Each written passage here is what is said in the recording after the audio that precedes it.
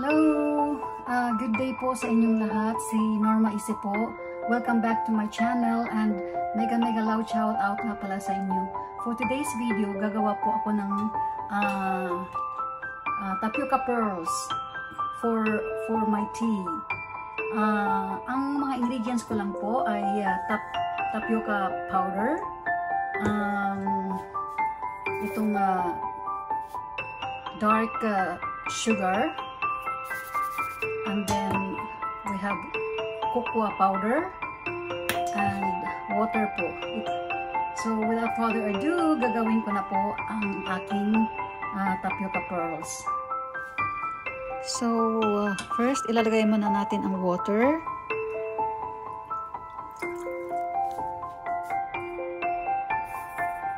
Next, isusunod po natin ang dark sugar. Mix it well para matunaw siya ng maigi po.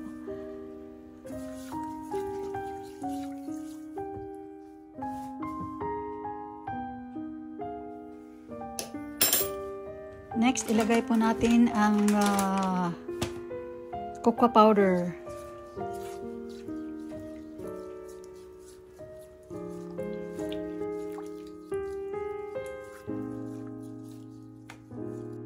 Next, ilagay po natin ang 2 spoons of tapioca powder.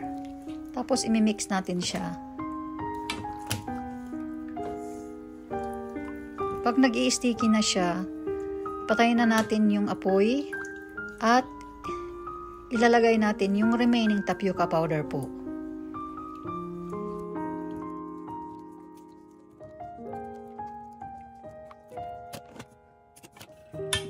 So, ayan, nilagay ko na po yung naiwang tapioca powder.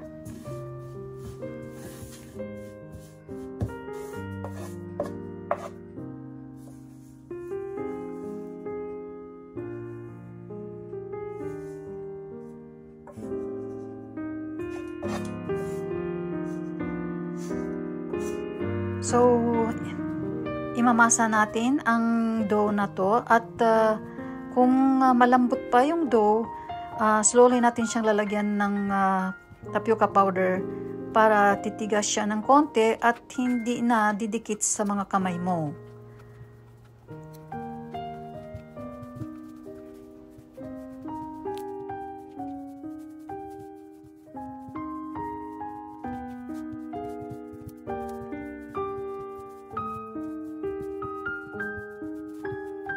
So, andito na yung finished product natin at gagawa na tayo ng small balls ng tapioca po.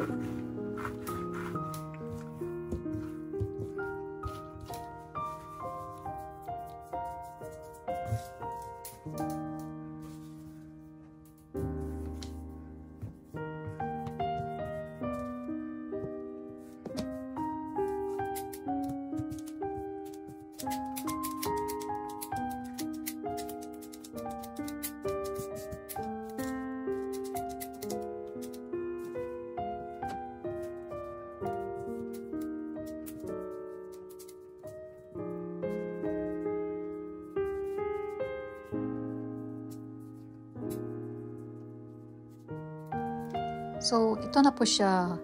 Pwede na natin siyang gawing malilit na isa-shape na small balls para sa ating tapioca pearls po. At pagkatapos mo siyang ikat, kailangan lagyan mo siya ng konting distance kasi pag hindi, magdidikit-dikit po sila. So, matatagalan ang pagmasa mo ng mga small balls na yan. At sa pagka ikakat mo na siya, kailangan mas maliit siya doon sa straw na gagamitin mo sa pag-inom ng milk tea. Kasi hindi siya papasok doon sa sa holes ng straw kung siya ay malalaki-laki. Pwede mo rin siyang imasahe pang dalawahan para madali.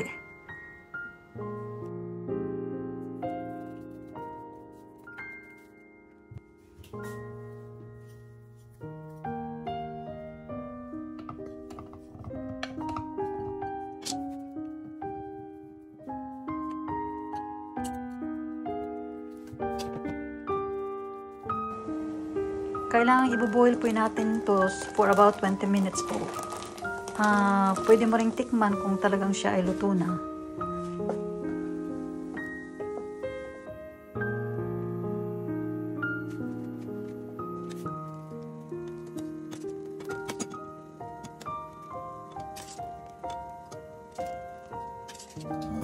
Kaya na po, after 20 minutes, ito na po ang finished product.